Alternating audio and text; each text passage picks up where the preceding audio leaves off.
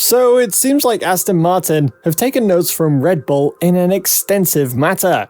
But did Aston Martin completely copy the Red Bull design? And if they did, is it legal for them to do so? Apart from that, the question if they have downloaded data from Red Bull on an illegal matter is being asked in the paddock. The 2022 regulations have brought out some serious challenges when it comes to car performance.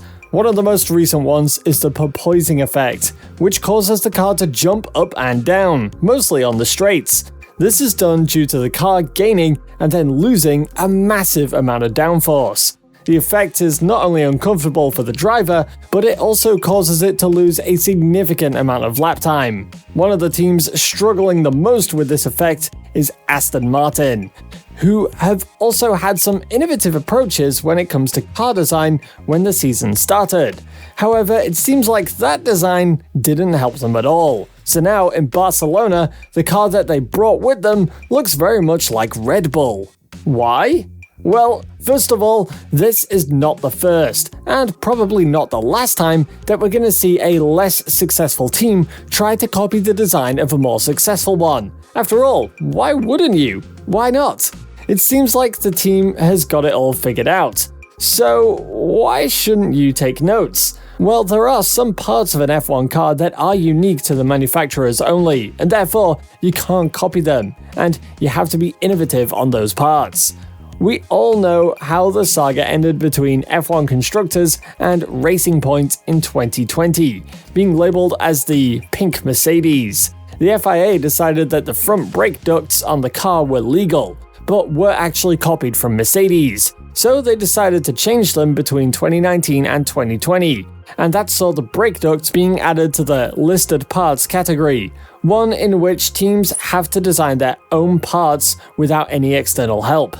Aston Martin is literally the same team that was once Racing Point, so stealing designs is not a novelty to their name. Why exactly then are they doing this? Well, the first reason is that Red Bull's cars are not bouncing at all. It seems like this effect has not applied to their car, mostly due to the genius mind that Adrian Newey possesses. The second, probably most important reason is that Aston Martin has been performing desperately in the season and needed a big upgrade in order to get points on the table. The car is considered as an overweight one, and the porpoising effect has had a massive impact on them.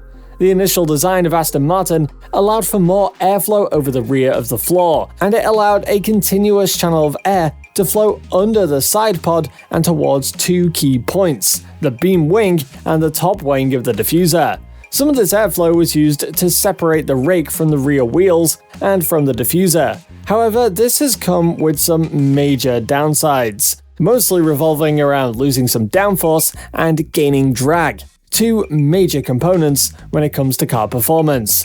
So the new side pods that Aston Martin have introduced for Barcelona GP are ramped downwash style, with a huge resemblance to the floor too. However, this is not the only change that they've made, with a huge resemblance to Red Bull's. The mirrors, along with the rear wing, do have extreme similarities in these two cars. However, how did Aston Martin manage to pull off this exact same design? One of the reasons is that the technical director for Aston Martin has actually worked for Red Bull, and that was only a couple of years ago. So the FIA did an investigation that revolved around this matter. However, Aston Martin has succeeded in proving their innocence, as they were able to give enough proof that this is the B-spec version of the Aston Martin that ran in November. So, what does this new concept bring for Aston Martin? Well, first off, it brings them a whole new physiology of how airflow works. While the previous design allowed the airflow on two main areas, as mentioned before, the new one will create a downwash with the side pods, allowing for more downforce creation. But why is this concept so helpful? Well, in order to maintain the low pressure under the car for more downforce, the air needs to be sealed in the edges of the floor. However, teams have discovered a couple of years ago that you can actually create downforce by dragging airflow out from under the front of the floor, something that Red Bull has managed to do perfectly well. It if we compare two pictures of Red Bull and Aston Martin cars in Barcelona, we can clearly see that the side pods are literally the same, with the front half being there to extract the airflow from under the floor for extra downforce.